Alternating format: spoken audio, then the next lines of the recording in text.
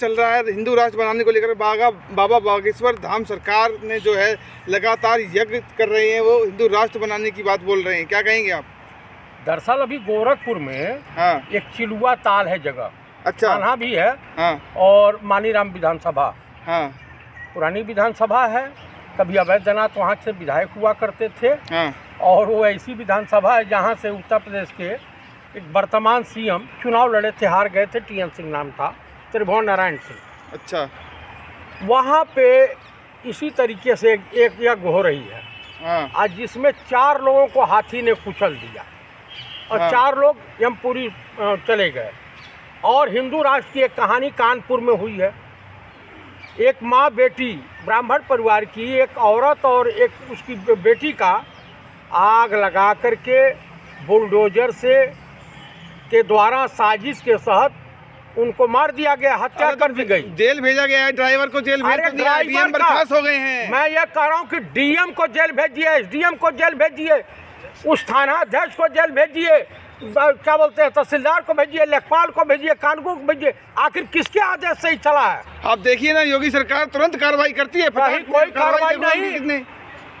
उत्तर प्रदेश के मुख्यमंत्री योगी आदित्यनाथ न दलितों के हित ऐसी हैं और न ब्राह्मणों के हित ऐसी हैं। ब्राह्मणों के विरोधी के रूप में तुम मशहूर हैं। तो क्या ब्राह्मणों से कल तक जो तालियां पीटते थे आज वो भी परेशान हो गए हैं क्या? अरे भाई, मैं आपको बता रहा हूँ कि जिस औरत की हत्या हुई है, जला के मारी गई है, उस औरत का जानते हैं, लड़का बजरंग दल का कार्यकर्ता है। हाँ। ये भाजपा का एक संगठन है, हाँ, उसका कार्यकर्ता है।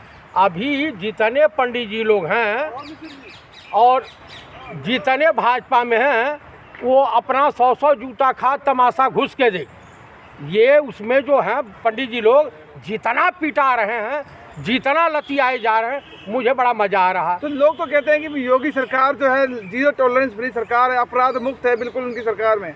अपराध मुक्त? हाँ, अच्छा, ये इसको अपराध की श्रेणी में नहीं रखते हैं तो क्या ये वीर गति को प्राप्त हुई है? क्या तो तुरंत कार्रवाई भी तो कर दी है। नहीं, वीर गति के वहाँ भी प्राप्त हुए हैं क्या? चिलुआ ताल में 4 लोग चले गए, क्या उस सीमा पे लड़ाई लड़ने गए थे? भारत पाकिस्तान का युद्ध हो रहा था। अपराधियों पर तुरंत कार्रवाई अरे कहीं कोई सबसे अरे मैं बता रहा हूँ, थर-थर कांपते हैं। कौन अपराधी? एक भी अपराधी, सब अपराधी तो ही है। अपराध कीजिए, सब समझ जाएंगे। मैं आपको बता रहा हूँ, मैं अपराधियों की श्रेणी में आता हूँ क्या? अब मैं गोरखपुर से रहने वाला हूँ, हमारी गोरखपुर की जिलाध्यक्ष भी यहीं मौजूद हैं, ये भी गोरखपुर से रहने वाली हैं। चेहरा नूरानी दिखा दीजिए, ठीक है? तो कम से कम इन लोगों से भी पूछिए कि गोरखपुर का विकास कितना हुआ है। अरे DPRO गोरखपुर, हाँ, फर्जी तरीके से कागज में इज्जत घर बन गया। जानते हैं कौन सा इज्जत घर? तो क्या लगता है कि जो कार्रवाई की है उससे आप खुश नहीं हैं? बिल्कुल खुश नहीं है। DM को जेल भेजें। आखिर किसके आदेश से हुआ है? जिसके आदेश से बुलडोजर की कार्रवाई हुई है, जनता को परेशानी का सामना उठाना पड़ा। वो परिवार के 2 लोगों की हत्या हुई है, उन लोगों को पहले जेल भेजें जो इनके ब्यूरोक्रेट हैं, जो भ्रष्ट हैं। हाँ, जैसे उत्तर प्रदेश में भ्रष्ट जो है DPRO मौजूद है। अच्छा, हाँ, एकदम भ्रष्ट। नगर आयुक्त भ्रष्ट है। उत्तर प्रदेश में ये जातिवादी हैं। बाबू साहब लोगों को, सिंह साहब लोगों को, वो अपराधी हो, बलात्कारी हो, चोर हो, उचक्का हो, भाजपा में जो जाता है, कौन सी ऐसी नदी है, कौन से ऐसे सर्फ बना है जिसको लगा करके वो पवित्र होकर के बाहर आता है, वो राष्ट्रभक्त हो जाता है। अब आप देखिए ना, जातिवाद को खत्म करके हिंदू राष्ट्र बनाने की बात कर रहे हैं बाबा बागेश्वर धाम सरकार के जो पंडित धीरेन्द्र शास्त्री जी हैं, कह रहे हैं कि हिंदू राष्ट्र बात पहले था, है और रहेगा, सिर्फ घोषणा होनी बाकी है। पंडित धीरेन्द्र शास्त्री, हाँ, ये इंटरनेशनल ब्रांड के कलाकार हैं, चमत्कारी बाबा हैं। अरे आप सुनते जाइए, अभी एक औरत और उसका पति गायब है वहाँ से। अभी हाँ, अभी वहीं से कोई खबर हमको भी सुनने को आई, मार्केट में सुनने को आई है ना। अभी आपने जानते तो नहीं है ना इस खबर को? आपको मैं एक चीज बता दूं, हाँ, ये भविष्य के आसाराम है। भविष्य का आसाराम? हाँ, एकदम जान लीजिए। लोगों की देखी समस्याएं खत्म कर देते हैं, परेशानियों का खात्मा हो जाता है उनके पास जाके। अरे भाई, अपनी भ्रष्टाचार की और अपने धर्म के नाम पर धर्म का चोला ओढ़ करके अपनी दुकानदारी चला रहा। ये फ्रॉड आदमी है, चीटर है। दिव्य दरबार लगता है अरे उनका, कहीं देखिए दिव्य आप। दरबार नहीं, उसको बुलाइए, हमसे बात कर ले, शास्त्रार्थ कर दे, तो मैं समझ जाऊंगा कितना बड़ा विद्वान है। ये तो ब्रह्मणत्व के नाम पर नौटंकी कर रहा है, ब्राह्मणों को बेच रहा है, सनातन धर्म को बेच रहा है, और आरएसएस के इशारे पर ये नौटंकी कर रहा है, बाकी कुछ नहीं है। 2024 का इलेक्शन आने वाला आप है। देखिए ना उनके दरबार में बड़े नेता पहुंचते हैं, भाजपा के नेता से लेके कोई भी नेता। अरे भाई, नेताओं का नेता भी पहुंचे, कमलनाथ जी भी मिलके आए हैं बाबा से। कमलनाथ जी को मुख्यमंत्री बनना होगा, जाएंगे, लेकिन मैं यही कहूँगा, जिस तरह से हमारे देश के राजा बाबू किसी जमाने में आसाराम से आशीर्वाद लिया करते थे, आसाराम के शिष्य हैं, उसी तरीके से इनके भी जो शिष्य होंगे उसी टाइप के होंगे, राजा बाबू जैसे। हाँ, तो जान लीजिए कि ये जितने कथावाचक हैं, अच्छा, ये अपनी दुकान चलाते हैं, ना ये हिंदुओं के हित ऐसी है, ना ब्राह्मणों के हित ऐसी है, न सनातन धर्म के हित तो ऐसी ये है। बताइए, आप हिंदू राष्ट्र अगर भारत देश बन जाता है तो उससे आपको परेशानी क्या है, क्या परेशानी आएगी? मैं आपको एक दावे के साथ कह सकता हूँ कि भारत का जो लोकतंत्र है, हाँ, वो हमेशा बरकरार रखना चाहिए। जो हमारा संविधान है, समतामूलक समाज है, गंगा जमुनी तहजीब बरकरार रहनी चाहिए। यहाँ तो हिंदू राष्ट्र की कोई आवश्यकता ने नहीं। भी तो कहा है कि मैं संविधान का सम्मान करता हूँ, सभी धर्मों का सम्मान करता हूँ। अच्छा, सभी धर्मों का सम्मान करते हैं, तो इस देश में हिंदू राष्ट्र और इस्लामी राष्ट्र की क्या आवश्यकता है, मुझे बता जिसकी दीजिए। संख्या भारी है भारत में, हिंदुओं की संख्या जो ज़्यादा है, तो उसी के आधार पर हिंदू राष्ट्र की मांग कर रहे हैं, तो क्या अच्छा। गलत है?